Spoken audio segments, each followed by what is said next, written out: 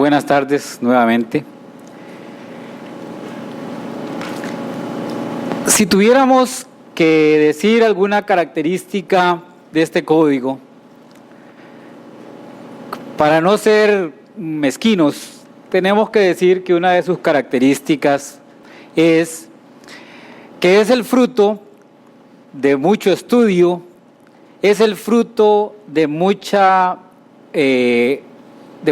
camaradería, es el fruto de una serie de reuniones y de actividades que culminaron con su promulgación.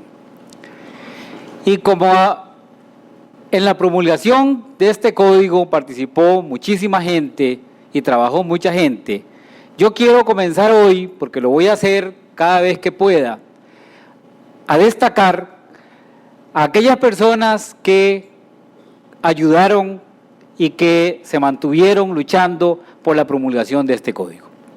Aquí está don Luis Guillermo Rivas Loaiziga, magistrado de la Sala Primera, quiero destacarlo. No es no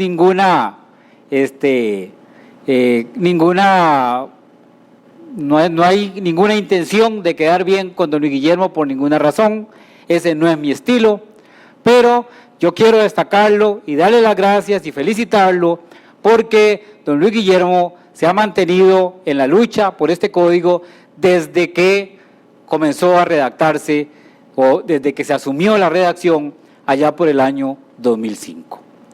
Y quisiera que le diéramos un aplauso a don Luis Guillermo por eso.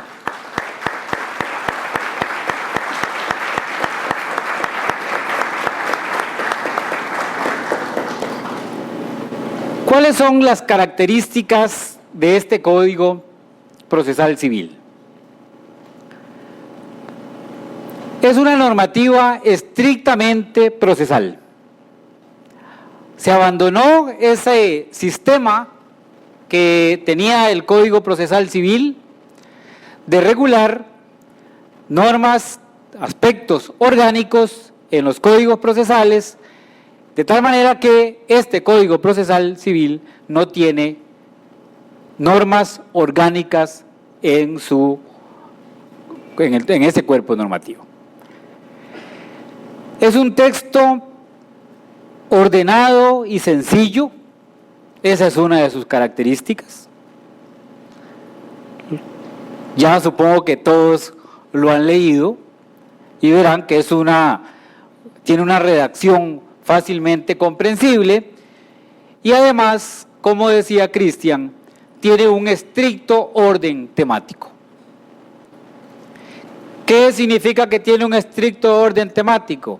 Que cuando había que regular los temas, se introdujeron en un solo artículo. Cosa juzgada, lo que haya que buscar sobre cosa juzgada está en un artículo. Resoluciones apelables está en un solo artículo. Actos procesales de las partes están en unos cuantos artículos. El procedimiento del proceso ordinario está en 2 artículos, como decía Parageles. ¿Y por qué ese estricto orden temático? Bueno, porque la bondad de una legislación depende de su conocimiento por parte de los operadores jurídicos. Si tenemos un código fácilmente entendible, un código que sea fácil de estudiar, probablemente sea más fácil, y aquí nos acomodamos los profesores de Derecho Procesal, sea más fácil darlo en las universidades y, lógicamente, permitirá una aplicación más fácil.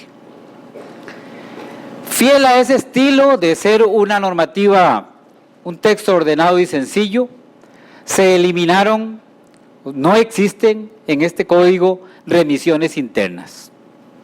Esas normas que dicen en lo no dispuesto aquí se remite para los artículos tales y tales y tales, que daba problemas a la hora de aplicarlo, no existe en este código.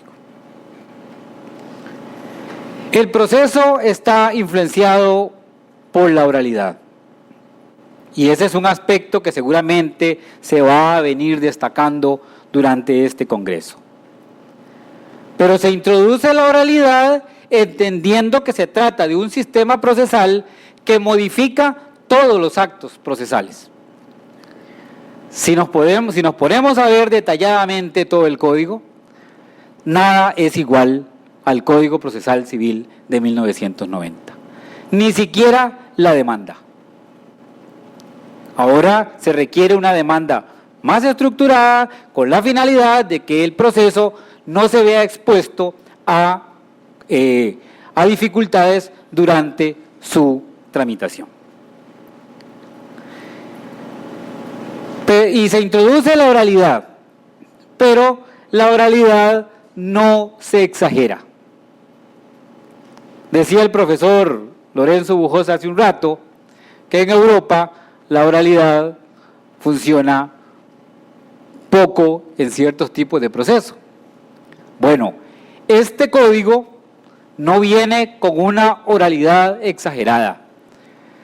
Se le permite al juez, en ese sistema flexible que tiene, que en ciertos supuestos en que la oralidad no cumple ningún papel, el proceso se tramite en forma escrita.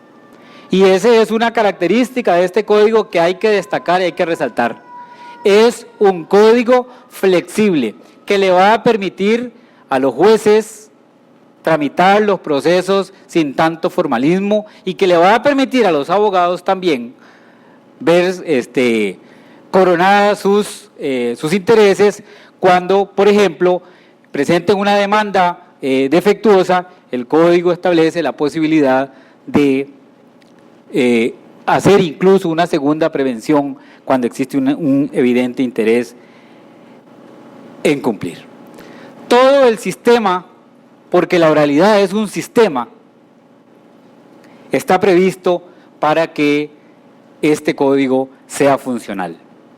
Y una de las medidas para que la oralidad funcione es la restricción a la suspensión de las audiencias que se materializa con la obligación de los abogados de nombrar un abogado, bueno, obligación no, la posibilidad de nombrar un abogado sustituto, que esperemos que no sea una sola posibilidad, sino que los abogados, conscientes de la importancia que tiene el no suspender audiencias, siempre nombren un abogado sustituto.